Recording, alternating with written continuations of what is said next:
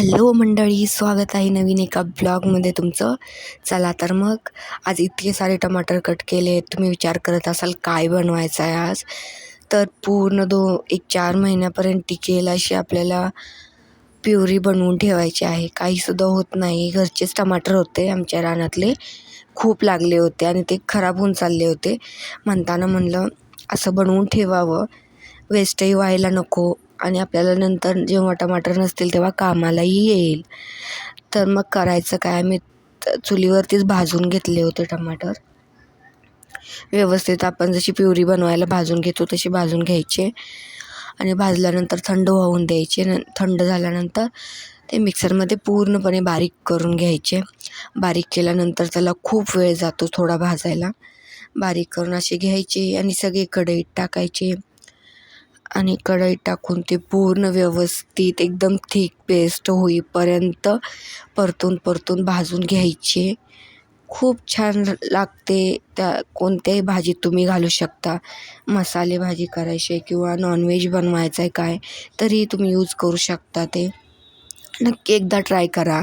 तुमच्याकडे टमाटर शिल्लक असतील किंवा टमाटर घेऊन तुम्ही करू शकता.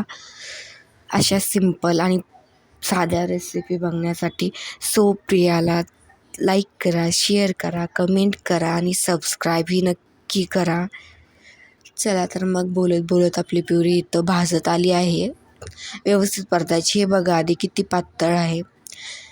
5 मिनिटांनी तर मला नक्की सांगा तुम्हाला गावाकडचे ब्लॉग्स व्हिडिओ बघायला कसे वाटतात.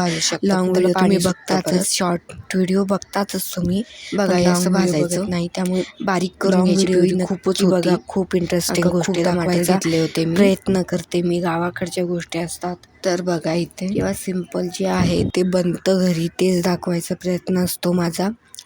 त्यामुळे नक्की सपोर्ट करा, लाईक करा, शेअर करा, कमेंट करा. हे बघा सर्वच टमाटर पेस्ट करून झाली आहे या ठिकाणी आपली. तर ती पेस्ट केलेली कढईमध्ये टाकून घ्यायची.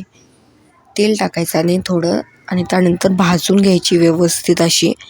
पूर्ण कमी होते जास्त दिसत असले तरी. मी हे एक बॅच बनवली होती आणि नंतर आणि एक बॅच बनवली होती. त्याचा काही शॉर्ट घेतला नाही मी, पण टिकते. जरा तेल जास्त वापरावं लागतं, काही नाही होत. फ्रीजमध्ये ठेवलं म्हणजे आरामशीर जाते 2-3 महिने, त्याहून जास्तच जाते.